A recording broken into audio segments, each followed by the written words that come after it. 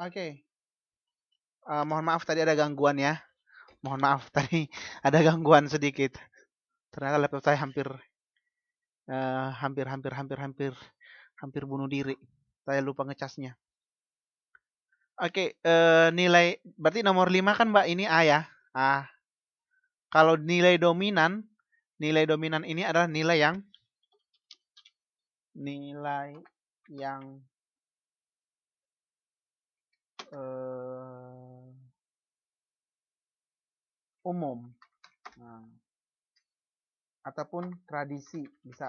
Contohnya nilai dominan di Yogyakarta itu ada upacara sekaten. Tahu nggak sekaten? Saya nggak tahu sih sebenarnya. Ini kayak perayaan di Jogja ya. Di Jogja, di alun-alun ya. Dan itu sangat dominan di Jogja seperti itu. Artinya di suatu daerah itu memiliki tradisi tersendiri yang mungkin berbeda dengan tradisi di masyarakat lain. Contohnya kalau di Bali itu hmm, upacara apa tuh yang tabur-tabur bunga kayak gitu. Itu kan tidak ada di masyarakat lain, mungkin juga berbeda kan? Oke, iya ngaben. Iya, mantap. Oke. Terima kasih Mbak Ratna Ginting. Ya, saya lupa ngaben ya. Nah, benar. Oke. Kalau nilai vital ya, nilai vital. Oke, apa ini nilai vital? Beda nilai vital, beda alat vital ya. Nah, beda. Nilai vital ini nilai apa? Nilai yang oke. Ada yang tahu nggak pengertian nilai vital?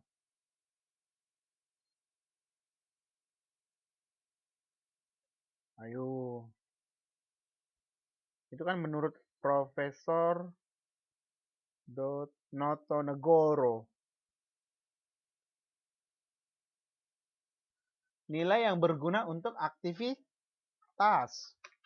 Berguna bagi aktivitas. Contohnya, kalau buku bagi siapa? Buku berguna bagi nelayan.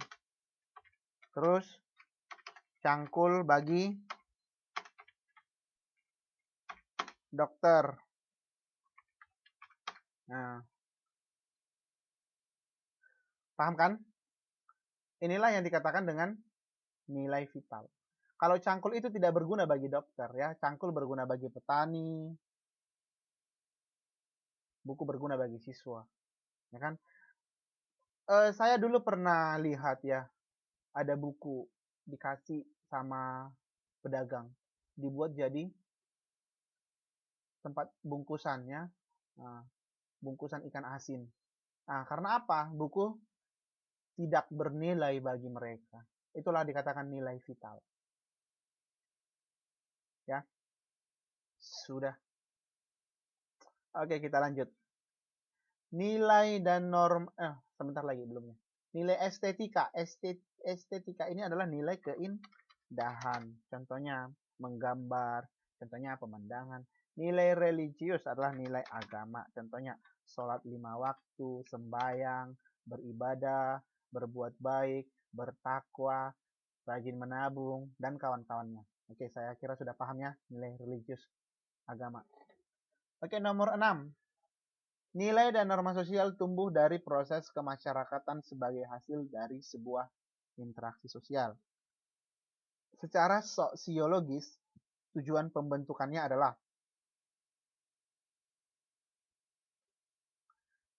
apa nih? Nilai dan norma tumbuh dari proses kemasyarakatan sebagai hasil dari sebuah interaksi sosial. Untuk apa ini? Membatasi tindakan sosial. Karena kalau kita bahas ya, nilai ini kan sesuatu aturan yang memiliki sanksi. Sedangkan kalau kita katakan ini norma, maaf, norma, ini norma ya. Ini dia artinya norma. Kalau kita katakan nilai, nilai ini apa? Nilai ini adalah apa kemarin saya katakan? Udah sering ini saya katakan ukuran anggapan yang penting. Oke, mereka berdua digabung. Jadi kita harus bisa membatasi tindakan sosial kita, ya, karena tindakan sosial kita mempengaruhi perilaku kita di dalam masyarakat. Tindakan sosial kita yang kalau dikatakan tindakan ini adalah apa ini tindakan sosial? Tindakan yang sesuai dengan nilai dan norma. Tindakan yang sesuai dengan nilai dan norma. Kalau saya katakan tindakan menjudi, menjual diri, itu sesuai dengan nilai dan norma nggak?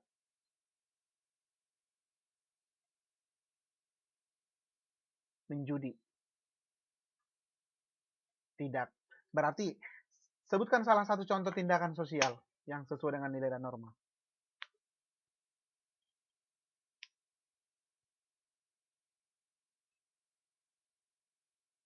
Ayo.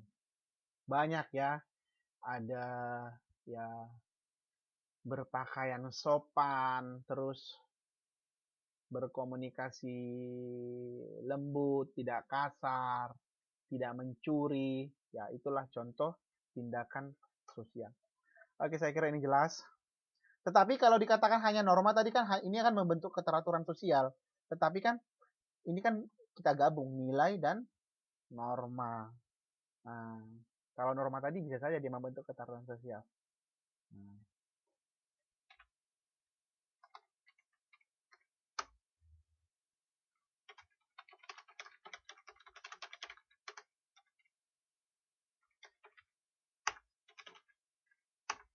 Oke. Nomor 11. Anak petani cenderung pandai bercocok tanam. Anak petani cenderung pandai bercocok tanam. Begitu pula anak nelayan cenderung pandai menangkap ikan. Dalam contoh tersebut terjadi proses sosialisasi yang dipengaruhi oleh faktor. Ayo, masa ini nggak tahu? Petani bercocok tanam. Nelayan menangkap ikan. Ini dia proses sosialisasi.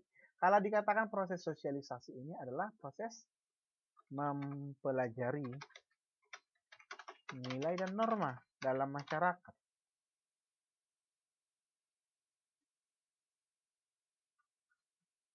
Oke, iya benar sekali karena lingkungan fisik. Nah, nggak mungkin dong ya orang pegunungan pintar menangkap ikannya di laut. Nah, mereka tidak pernah ke laut, terus dia bisa pintar. Tiba-tiba mereka ke laut gimana? Tenggelam kan? Nah, lagi datang tsunami. Itulah karena lingkungan fisik. Nah, saya kira ini jelas. Nomor 16. Karena tidak berani secara langsung menegur pelaku tindakan asusila yang dilihatnya. Nah, seorang warga menyampaikan kepada sesama warga. Tujuannya agar tidak terjadi lagi tindakan asusila tersebut. Contoh pengendalian sosial tersebut bentuk apa?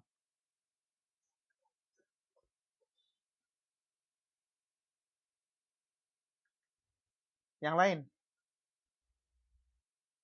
Ada yang dodol, ada yang bilang yang mana lagi? Halo, halo, halo. Ada bilang bola, ada bilang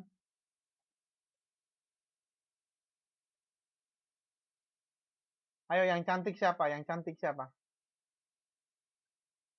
Siapa yang cantik?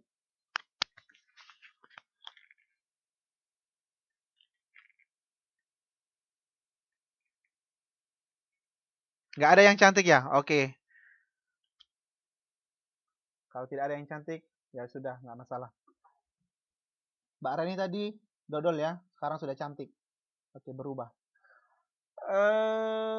Gosip. Kan dia menyampaikannya kepada sesama warga. Nah, Kalau kita digosipin, kita berubah nggak? Biasanya sih berubah ya, kecuali dia nggak tahu diri gitu ya. Nah, kecuali nggak tahu diri, dia tidak akan berubah. Oke, itulah namanya gosip. Ini sama dengan artinya, ini boleh juga eh, kabar angin, desas-desus atau isu. Kalau hukum itu ya penjara, sanksi itu banyak juga ya. Nah, oke, saya kira jelas.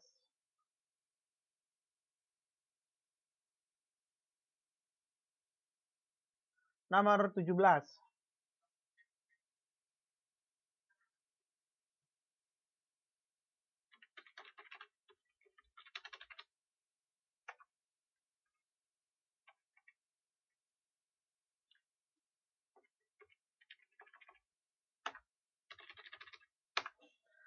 Oke, nomor 17.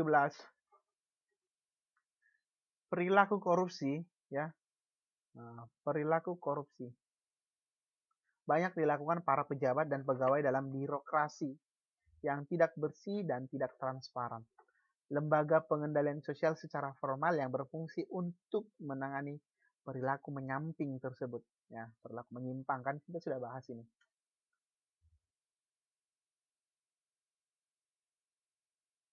Apa?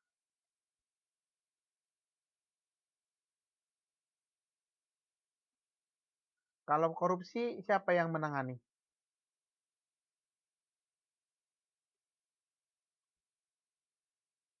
Sayangnya nggak ada KPK di sini.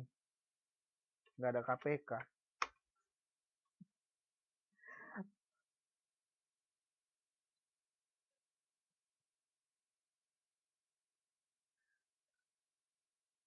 C. Birokrasi. Birokrasi itu termasuk KPK ya. KPK ya dan semacam yang lainnya ya.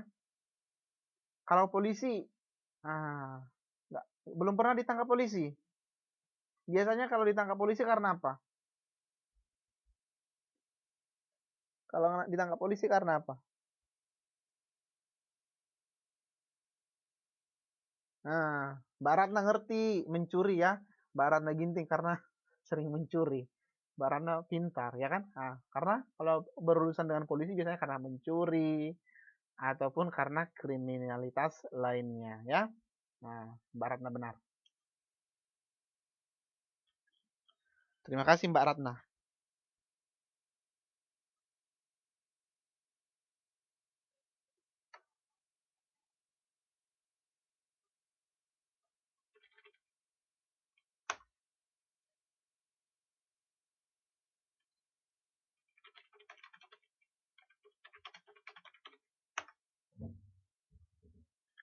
Oke. Nomor 18. Bisa kan lihat gambarnya? Bisa lihat gambarnya ya. Nomor 1. Ini dia nomor 1. Ini nomor 2. Ini nomor 3. Ini sebenarnya bagiannya adalah tentang stratifikasi sosial. Kalau dikatakan stratifikasi sosial, berarti ini dia adanya lapisan dalam masyarakat. Tapi teringatnya dulu, siapa yang belum ngumpul tugasnya? Siapa yang belum kumpul tugasnya? Ayo mengaku.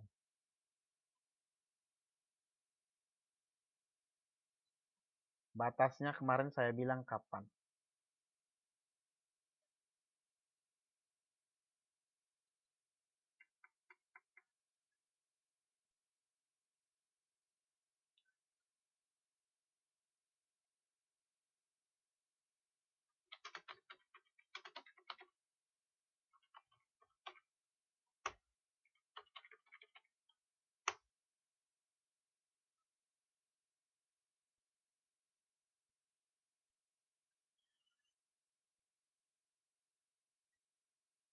Oke, nanti saya tag namanya ya di situ.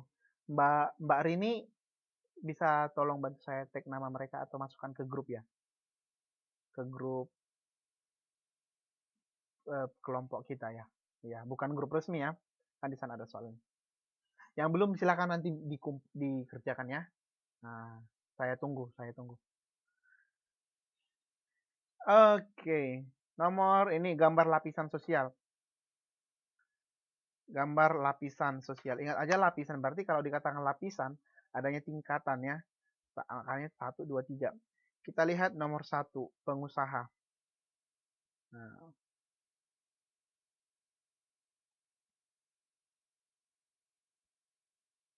pimpinan. Ini nomor 2. Terus karyawan nomor 3. Tapi nomor 2 naik jadi nomor 1. Ke nomor 1. Artinya pimpinan perusahaan bisa menjadi pengusaha. Terus nomor 1 turun ke nomor 3. Wah, kasihan. Pengusaha turun menjadi karyawannya. Nah, karena dipecat ini. Karena nggak beres kerjanya. Oke, pelapisan sosial pada gambar tersebut bersikap terbuka. Iya, bisa turun, bisa naik. Kan ada yang tertutup kayak apa namanya? Sistem kasta. Tahu kasta kan? Di mana itu ada? Paling ada. Di Bali juga ada. Negara mana yang menggunakan kasta yang sangat ketat? Tahu kasta kan? Nah, kasta Brahmana, apalagi? Kasta gigi. Iya, benar, India. Nah, di sana kan oh,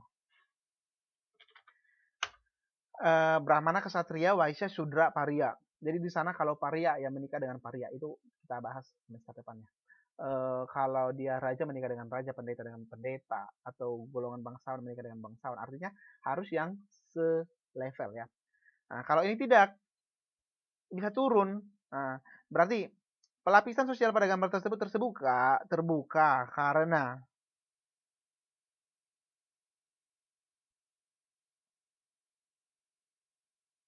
iya, dodol ya. Adanya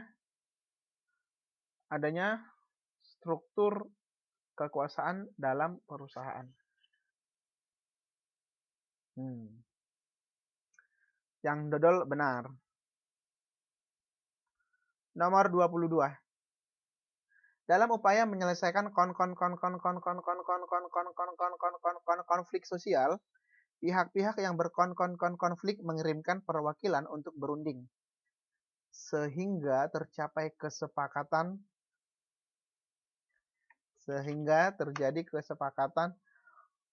bagi penyelesaian konflik tersebut. Kasus tersebut merupakan contoh penyelesaian konflik dengan cara ayo apa nih?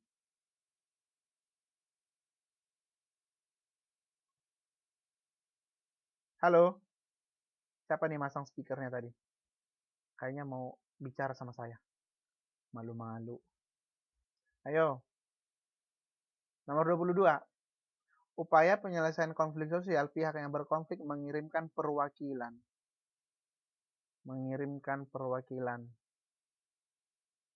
Sehingga tercapai kesepakatan. Ada kan suaranya ya? Ada. Di logout dulu, Mbak. Kalau enggak di logout masuk lagi ya. Oke, nomor 22 apa?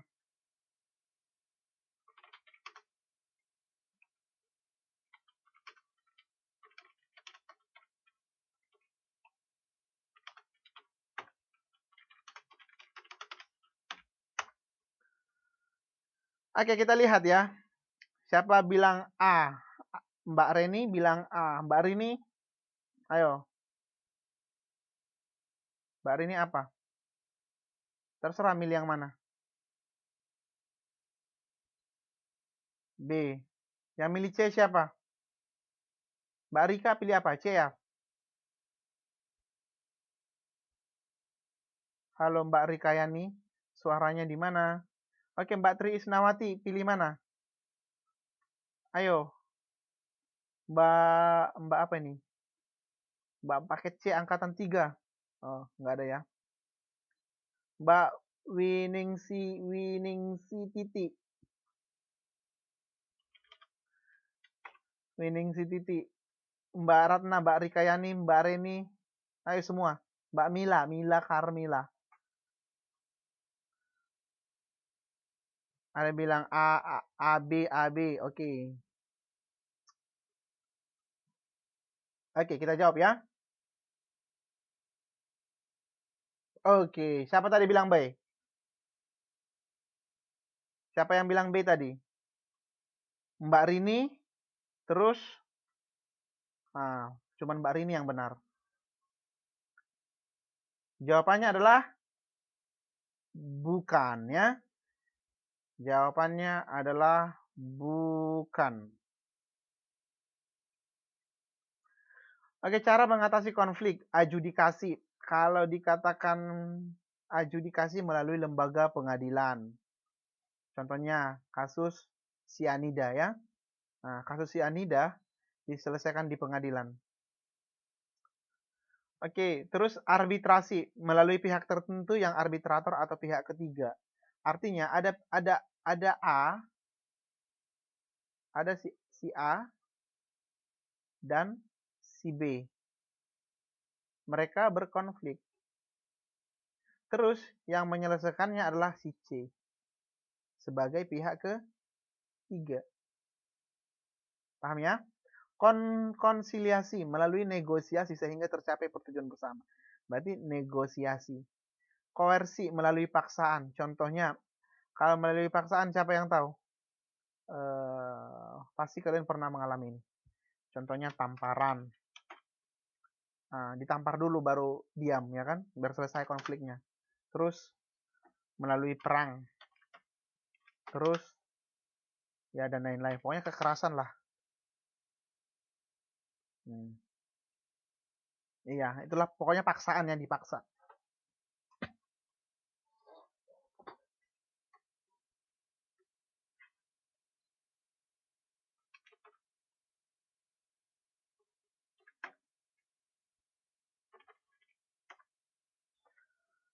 Oke. Nomor 32. Penemuan baru. Kemarin saya bilang kan kalau penemuan baru bahasa sosiologinya itu apa? Ayo, Mbak Rini dan Mbak Ratna.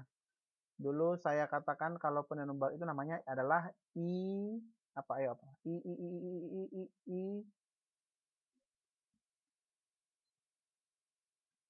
inovasi. Kan? Kemarin sudah saya ini jelaskan. Inovasi ini dibagi menjadi dua. Apa itu kemarin? Yang pertama, yang belum diakui disebutkan dengan yang belum diakui. Contohnya robot pembantu, discovery. Sedangkan yang sudah diakui namanya adalah in apa?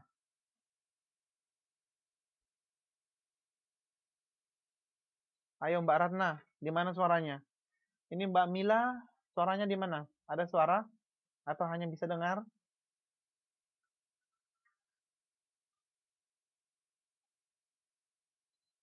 Ayo, penemuan yang sudah diakui namanya apa? Ayo, kalau tidak dijawab kita tidak lanjutkan ini. Ayo, ini sudah saya jelaskan di pertama sekali kita bertemu, di kedua juga sudah. Penemuan yang sudah diakui disebut dengan in.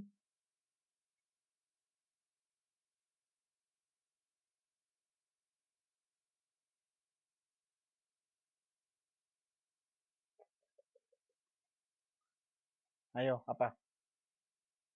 Invention. Oke, benar. Contohnya mobil, internet, dan lain-lain. Oke, penemuan baru dalam bidang komputer menimbulkan pengaruh pada bidang-bidang lainnya dan sangat mengubah sendi kehidupan masyarakat. Komputer itu bisa membuat kita belajar, bisa membuat kita mengetik, bisa membuat kita berkomunikasi, bisa membuat kita foto-foto kalau ada kameranya ya kan. Nah, terus Berkaitan dengan konsep perubahan sosial, contoh tersebut merupakan apa? Mengapa?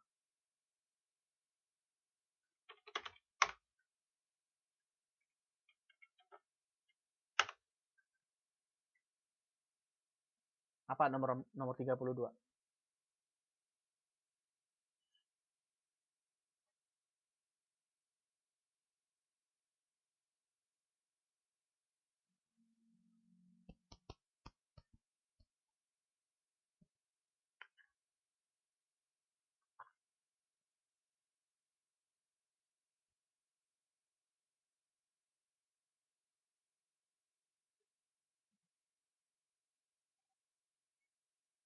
Nomor 32 apa? Penyebab perubahan. Ya. Penyebab perubahan. Penyebab munculnya komputer, nah kan nyambung, menimbulkan pengaruh dalam bidang-bidang lainnya. Oke.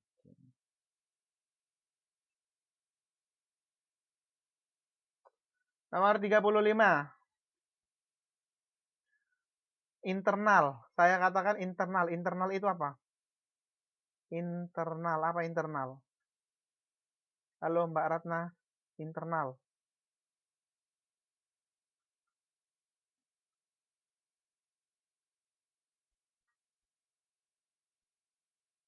Internal dari dalam. Oke.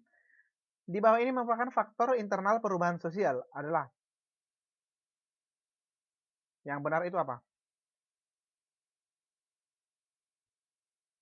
1, 2, 2, 1, 2, 2, 1, 3, 2, 3, 2, 4 atau 3, 4? A, B, C, D, E atau E? Ayo. Faktor internal berarti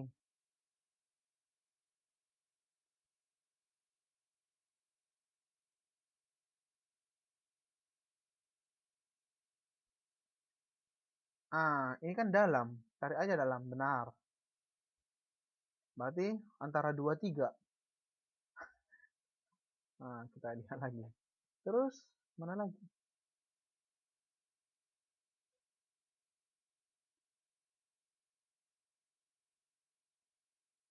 Adanya penemuan baru. Itu kan dari dalam kan?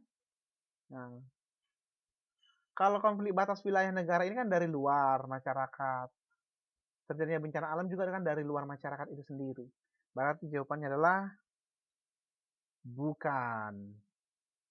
Jawabannya adalah bukannya. Sudah, kita lihat nomor 36.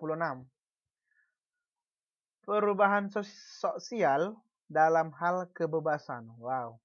Individu atau kelompok mempunyai dampak negatif terhadap kehidupan masyarakat, bahkan membahayakan masa depan golongan generasi muda.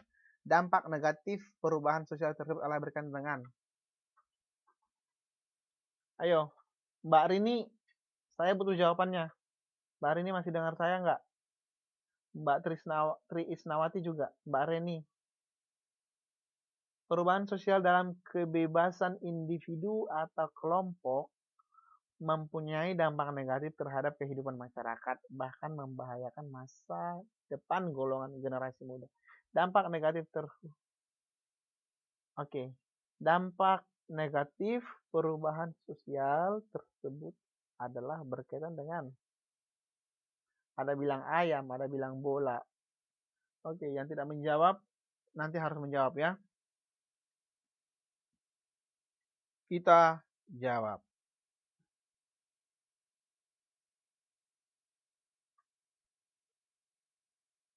Oke. Yang tadi yang jawab B sama A. Jawabannya adalah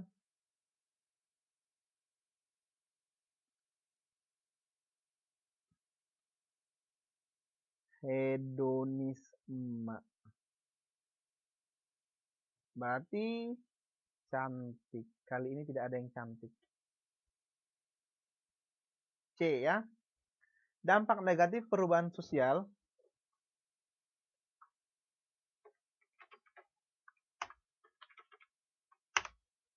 Dampak negatif perubahan sosial Konsumerisme bersifat konsumtif, artinya boros ya. Kriminalitas yaitu tindak kejahatan. Seperti yang sering kalian lakukan, seperti tawuran ya, mencopet, kenakalan remaja ya.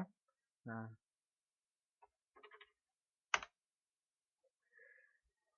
hedonisme mengutamakan kemewahan dunia. Etnosentrisme mengutamakan sukunya, menganggap sukunya paling benar. Salah satu dampak yang membahayakan masa depan golongan generasi muda adalah sikap hedonisme, yaitu pandangan hidup yang menganggap bahwa orang menjadi bahagia dengan mencari kesenangan sebanyak mungkin.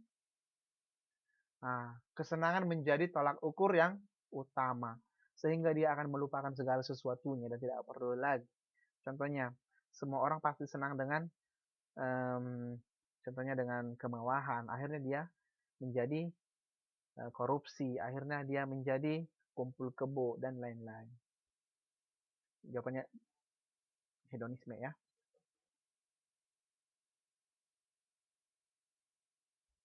Nomor 37.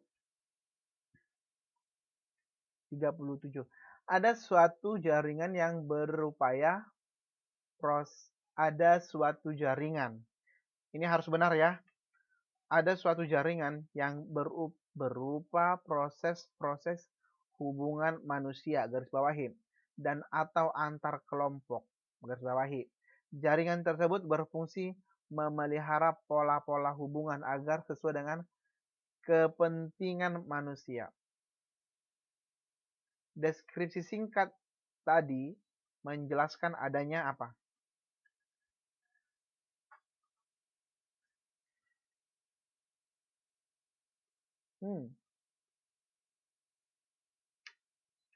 C.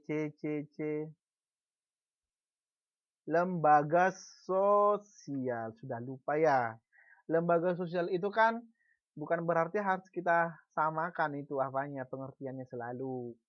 Kalau saya mengatakan atau buku, pasti dikatakan bahwa lembaga sosial adalah tempat di mana orang-orang memiliki aktivitas yang memiliki tujuan tertentu. Tetapi ingat, kalau di sini kan sama itu, ada hubungan manusia, seperti kita kan ada hubungannya. Inilah lembaga pendidikan. Nah, kita berusaha memelihara pola-pola hubungan tersebut sesuai kepentingan. Kepentingan kalian apa? Belajar. Kepentingan saya apa? Belajar juga ya. Kita sama-sama belajar. Oke. Itulah yang dikatakan dengan lembaga sosial. Kalau interseksi ya. Nah, interseksi. Wow. Deviasi ini tidak ada nih ya. Ini tidak ada. Interseksi seperti ini contohnya.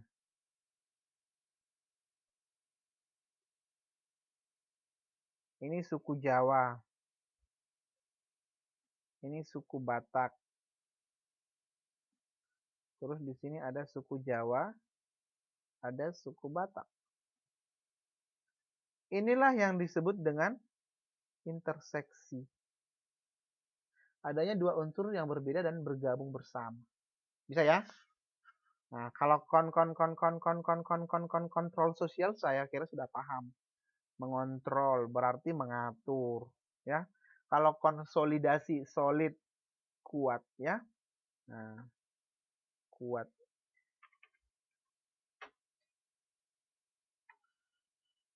Adanya suatu tatanan sosial yang kuat, contohnya tolong menolong dan lain-lain.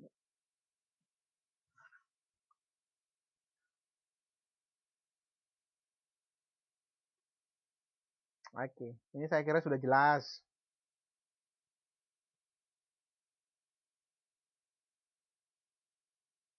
Oke. Nomor 38. Perhatikan pernyataan berikut. Sikap dan perilaku terwujud melalui aktivitas primer. Mempunyai alat perlengkapan. Mempunyai tradisi yang mengatur kegiatan hidup masyarakat. Mudah dipahami oleh masyarakat sehingga terjadi keragaman. Yang termasuk dalam ciri lembaga sosial adalah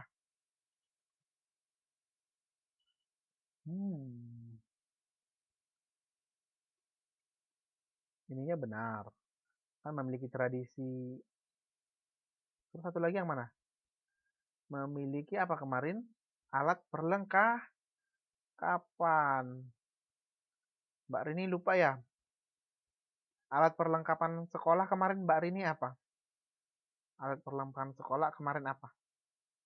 Alat perlengkapan yang saya katakan itu. Alat perlengkapan pendidikan.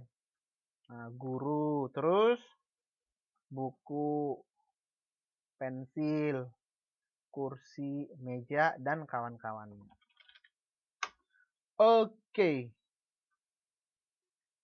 Berarti jawabannya apa?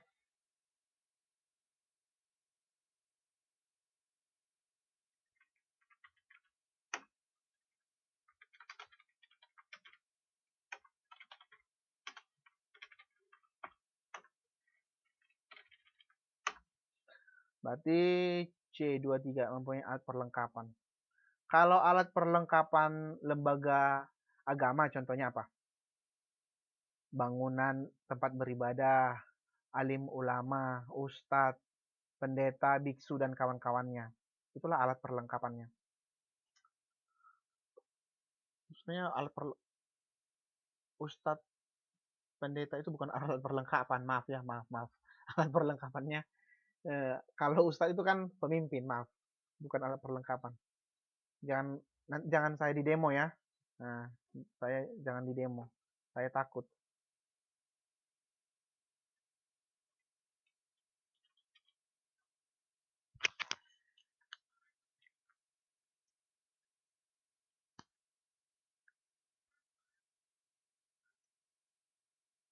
Berarti lembaga agama itu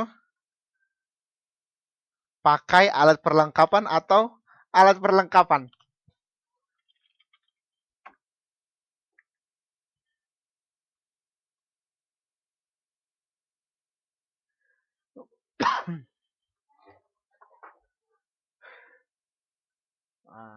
Saya tidak tahu ya, karena saya adalah komunis. Kan masih ingat kan? Yang komunis di grup ini adalah saya dan Mbak Ratna. Oke, ya. Tanya sendiri. Dengan yang tidak komunis.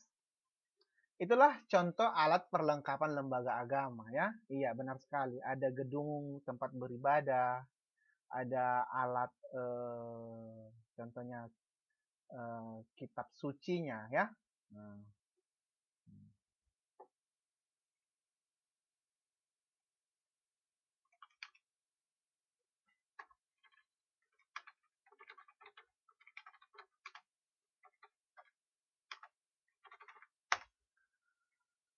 Oke.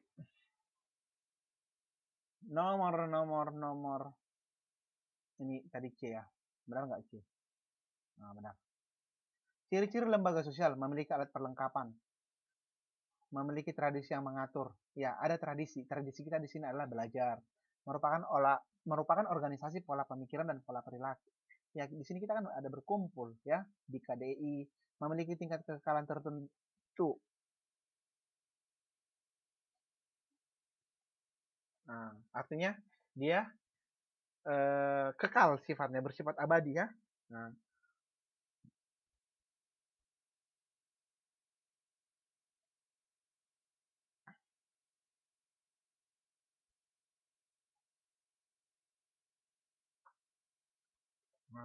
saya kira ini sudah paham. Mempunyai lambang ya.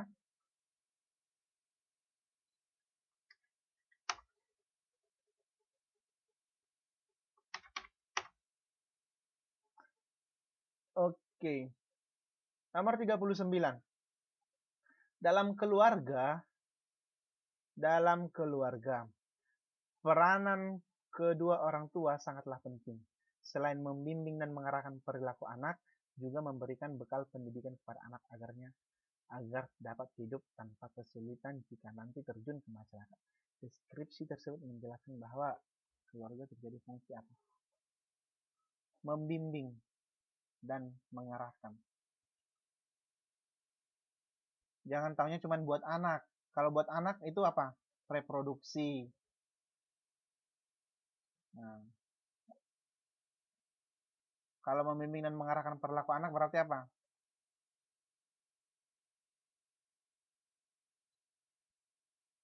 Iya, Mbak Ratna benar B. Mbak Ratna itu tidak memilih A karena dia bertanggung jawab terhadap anak-anaknya ya. Yang milih A, taunya cuman buat anak ya. Nah, karena reproduksi itu kalau dalam keluarga, reproduksi itu adalah untuk memiliki fungsi keturunan. Sosialisasi adalah untuk mengajarkan anak, membimbing anak. Transmisi ini tidak ada. Ekonomi adalah pemenuhan kebutuhan. Nah, kebutuhan kita dipenuhi oleh keluarga, baik itu kebutuhan kasih sayang ya, bukan maaf, baik itu kebutuhan batin ataupun kebutuhan secara material ya. Nah, afeksi, kalau dikatakan afeksi ini adalah fungsi kasih sayang. Nah,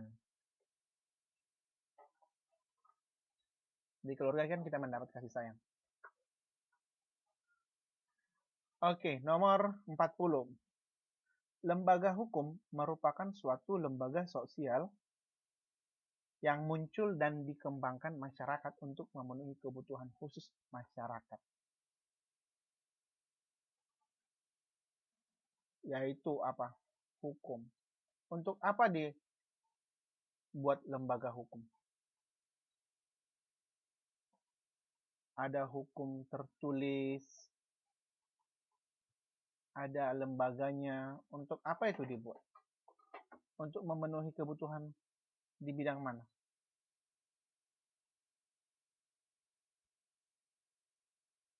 Iya, supaya aman, ya kan?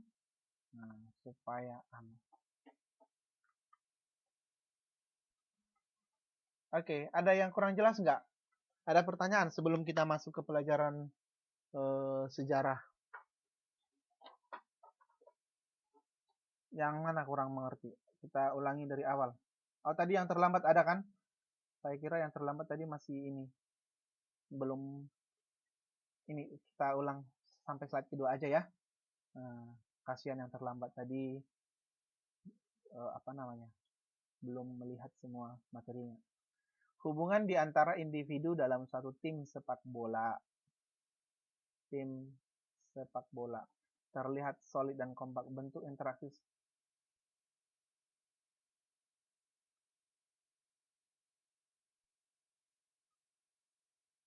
salah nih jawabannya nomor 3.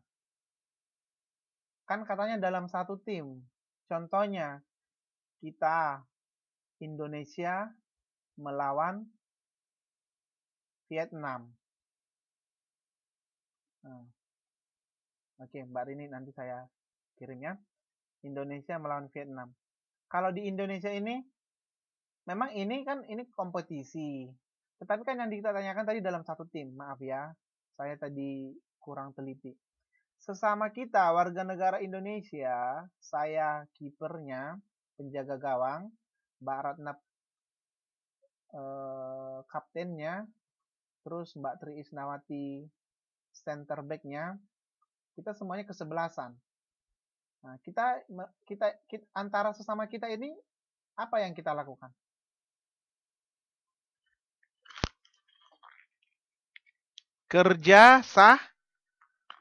Kerjasama.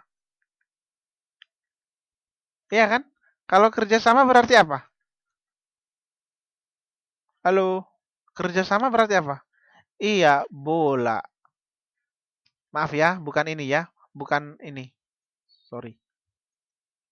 Nah, tetapi kalau Indonesia melawan Vietnam tadi itu termasuk kompetisi. Kan tapi yang ditanya tadi kan eh, hubungan di antara individu dalam satu tim. Kita kan satu tim. Nah, kontravensi. Kontravensi ini adalah perasaan tidak suka yang disembunyikan. Ini kan sudah saya jelaskan tadi ya. Tapi mungkin ada yang belum mendengar. Perasaan tidak suka yang disembunyikan. Contohnya saya tidak suka kepada kalian. Tapi saya hanya pendam, tidak mengatakan. Ya, saya pendam di dalam hati. Ya, itulah yang dikatakan dengan kontravensi. Karena di dalam persaingan bisa terjadi persaingan tidak sehat, perasaan tidak suka, ya. Kalau Indonesia sepak bola dengan Vietnam, ya pastilah mereka kontravensi ada. Contohnya, saya dengan Mbak Rikayani ingin menjadi seorang guru. Terus kami berdua tes, ya kan? Persaingan kami bisa menjadi positif, bisa juga negatif. Nah, di sana bisa menjadi kompetisi. Kompetisi itu bisa sehat, bisa tidak sehat ya. Nah, muncullah nanti terjadinya kontravensi atau perasaan tidak suka yang disembunyikan. Nah, sekelompok remaja bergaya penampilan sama dengan tokoh idola yang dikaguminya saat mereka memperoleh kesepakatan berkenalan dengan idolanya. Interaksi sosial remaja tersebut dipengaruhi oleh faktor penampilan. Nah, contohnya dari gaya pakaian, ya, terus gaya rambut, pokoknya dia gaya pakaian lah, gaya lah, style, ya. Oke, saya kira ini sudah ya. Kita lanjutkan ke sejarah saja ya, biar kita cepat pulangnya. Oke, bisa?